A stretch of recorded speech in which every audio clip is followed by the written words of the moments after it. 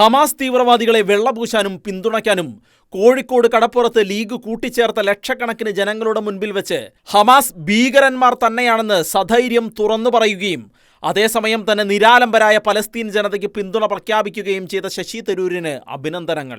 ചോരക്കളി കൊണ്ട് ആഗോള ഇസ്ലാമികവൽക്കരണം നടത്താനിറങ്ങിയ തീവ്രവാദികളുടെയും അവരെ നിശബ്ദമായി പിന്തുണയ്ക്കാൻ വോട്ട് ബാങ്ക് കാട്ടി തിട്ടൂരം മുഴക്കുന്ന ഏമാന്മാരുടെയും മുൻപിൽ താൻ ആർജിച്ചെടുത്ത ആദർശവും അധ്വാനിച്ചു നേടിയ അറിവും അനുഭവജ്ഞാനവും പണയം വയ്ക്കാതെ അവരുടെ തട്ടിൽ തന്നെ കയറി നിന്ന് ഹമാസിന്റെ ഭീകരതയെ അപലപിക്കുകയും പത്രക്കാർ പിന്നീട് മറിച്ചും തിരിച്ചും അതേക്കുറിച്ച് ചോദിച്ചപ്പോഴും പറഞ്ഞ കാര്യം മാറ്റിപ്പറയാതെ താൻ പറഞ്ഞ അഭിപ്രായത്തിൽ ഉറച്ചു നിൽക്കുകയും ചെയ്ത ശശി തരൂർ ശരിക്കും കേരളത്തിലെ മതേതര മനുഷ്യരുടെ മുൻപിൽ റിയൽ ഹീറോ ആയി മാറിയിരിക്കുകയാണ്. മനുഷ്യപക്ഷത്തു നിന്ന് ചിന്തിക്കുന്ന തരൂരിനെ പോലെയുള്ള ഒരാൾക്ക് മാത്രമേ അങ്ങനെ പറയുവാൻ കഴിയുകയുള്ളൂ. ഗദറിട്ട് ലീഗ് പ്രീണനം മാത്രം മുഖമുദ്രയാക്കി നട്ടെല്ലിന്റെ ഗുണമറിയാതെ രാഷ്ട്രീയം കളിക്കുന്നവരുടെ മുൻപിൽ യാഥാർത്ഥ്യത്തെ വളച്ചൊടിക്കാതെ സത്യത്തെ തമസ്കരിക്കാതെ കാര്യം പറയാൻ ഒറ്റയാനായി മുന്നോട്ട് വന്ന തരൂർ ഹിന്ദുവിൻ്റെയും ക്രിസ്ത്യാനിയുടെയും ജൂതൻ്റെയും മുസ്ലിമിൻ്റെയും ജീവന് തുല്യവിലയാണെന്ന മഹത്തായ മാനവിക സത്യമാണ് കോഴിക്കോട് കടപ്പുറത്ത് പറഞ്ഞു വെച്ചത്. എന്നാൽ ഇസ്ലാമിക മതവികാരം മൂർച്ഛിച്ച് നിന്നവർക്കൊന്നും അതിൻ്റെ സാരാംശം ഉൾക്കൊള്ളാൻ ആയില്ല.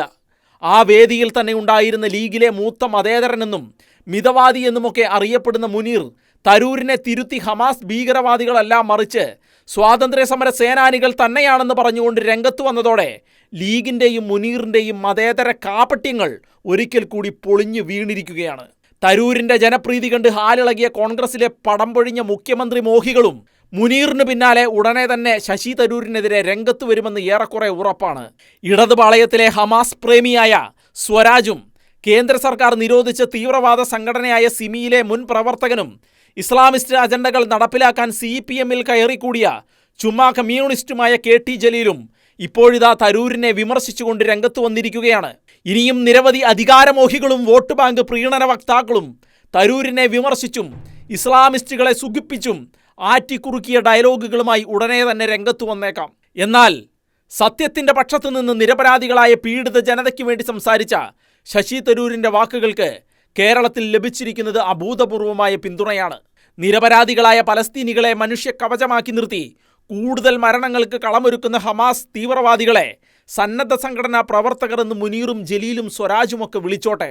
പക്ഷേ വിവരമുള്ളവരും മനുഷ്യത്വമുള്ളവരും അനുഭവജ്ഞാനവും നിലപാടുകളുമുള്ളവർ ഇനിയും അവരെ ഭീകരവാദികൾ എന്ന് മാത്രമേ വിളിക്കൂ. അതാണ് തരൂർ ചെയ്തത്. അതുതന്നെയാണ് വിവരമുള്ളവർ ഇനിയും ചെയ്യേണ്ടതും.